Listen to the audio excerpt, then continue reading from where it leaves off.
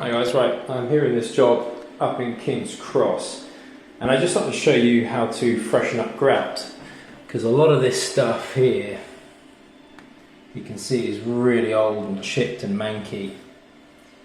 So what we're going to be doing is I'm going to use this multi-cutter. It's a Bosch one, like the rest of my tools to be honest. Bosch multi-cutter, and I've got on it this carbide bit.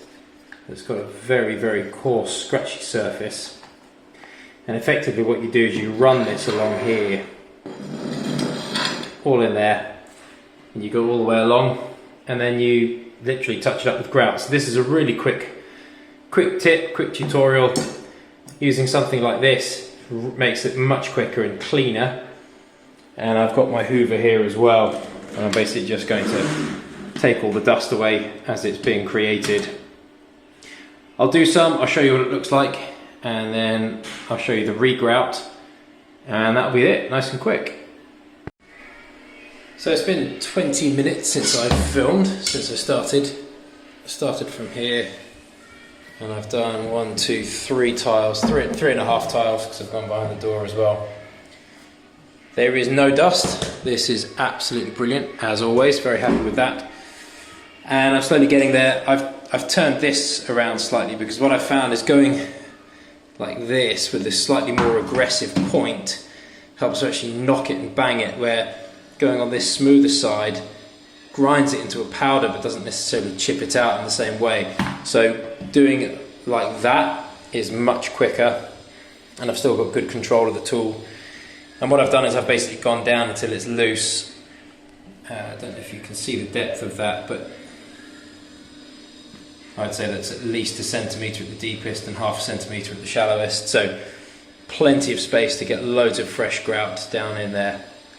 So I'll just carry on working my way along, not especially far. 1, 2, 3, 4 tiles, so that'll be another 25 minutes or so. I'll just keep going along. There's a bath here which takes up a lot of space.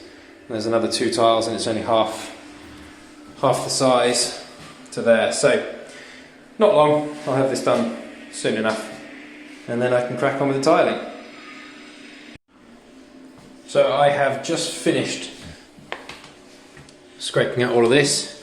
In some instances the grout was actually half decent, so all I've done is take it back rather than taking it out, so there's enough space for some new stuff.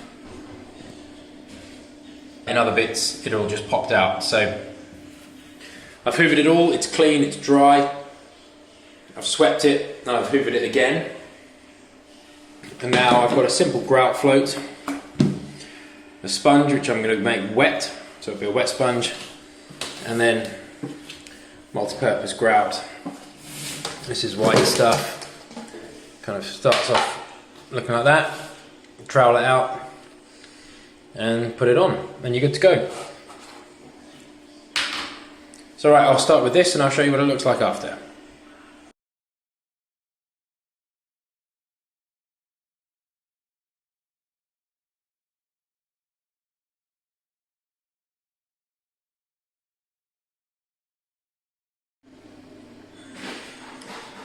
And that is what it looks like when it's done. You'd normally work from the end of the wall back, and from the end of the wall back, but because I had to film it, I had to prop it up on something and bits were in the way, so it was a bit tricky to do that.